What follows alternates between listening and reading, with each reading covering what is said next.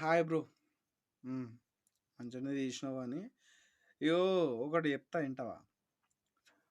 మా అందరూ అక్క చెల్లెళ్ళు అందరొచ్చి రాఖీలు కడతారు చూడు. ఇట్లా ఇట్లా చేతికి కడతారు. కానీ నువ్వు ఎట్లా ఉన్నావు తెలుసా? పిచ్చి లంజోడుకు లెక్కున్నావు తెలుసా? ఆ రాఖీలు తీసుకొచ్చి నువ్వు అన్ని డ్రెస్ లెక్క వేసుకుంటే నీకు షేమ్ అనిపిస్తలేదా బ్రో? చెప్పు. షేమ్ అనిపిస్తలేదా నీకు? ఆ? ఒకటి అర్థం చేసుకో బ్రో. అది సంవత్సరంకోసారి వచ్చే రాఖీ పండగ. ఏందంటే అక్క వాళ్ళు వచ్చి మన గట్టి పోతారు.